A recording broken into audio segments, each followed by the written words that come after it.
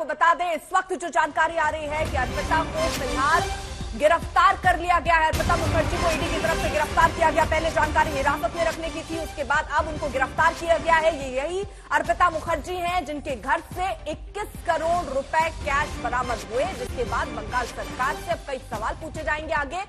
लेकिन बड़ी खबर आपको जल्दी से बता दें, अर्पिता के घर से 21 करोड़ रुपए मिले। ट्रक में भरकर ये रुपए वहां से ले जाने पड़े हैं। मशीन मंगानी पड़ी है नोटों को गिनने के लिए।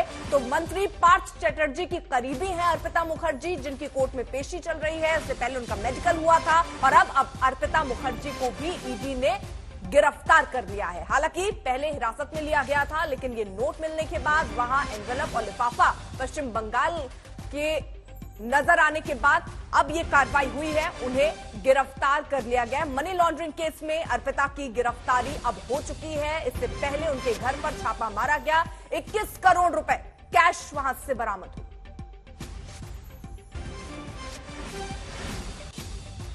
मुनीश पांडे हमारे साथ, हमारे सहयोगी और अपडेट के साथ जुड़ चुके हैं। मुनीश, देखिए हिरासत में वो पहले से थी, नोटों को गिनने का काम वहां जारी था, क्या वो अब खत्म हो चुका है? 21 करोड़ है या उससे ज्यादा पैसे हो सकते हैं और अब गिरफ्तार कर लिया गया उन्हें?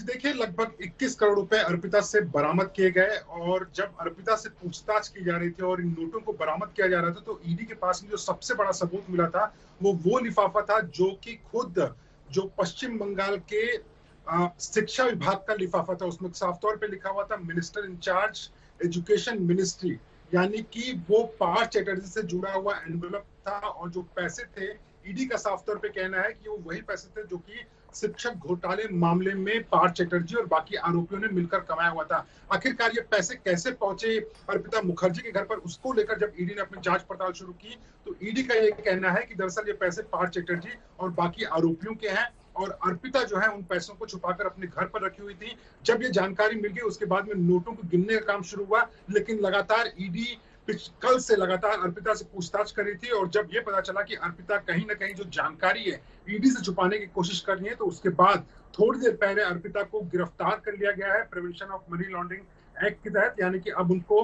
कोर्ट के सामने पेश किया जाएगा और ये इस पूरे मामले में पार्थ चैटर्जी, जो कि खुद ममता बनर्जी के मिनिस्टर हैं, उसके अलावा ये दूसरी गिरफ्तारी है। और अब अर्पिता मुखर्जी को गिरफ्तार कर लिया गया है, यानी कि कुल मिलाकर 2 गिरफ्तारियां हो चुकी हैं। और इस पूरे शिक्षक घोटाले मामले में पार्थ चैटर्जी के अलावा जो अर्पिता का रोल बताया जा रहा है, वो यह बताया जा रहा है कि ना सिर्फ वो सबूत को छुपा कर रख रही थी, बल्कि पार्थ चैटर्जी के पैसों को भी छुपा कर रख रही थी। जो इस घोटाले में कमाए गए पैसे थे, उनको छुपा कर रख रही थी। और उनके पास से कई प्रॉपर्टीज के डॉक्यूमेंट्स भी मिले हैं और ईडी को शक है कि जो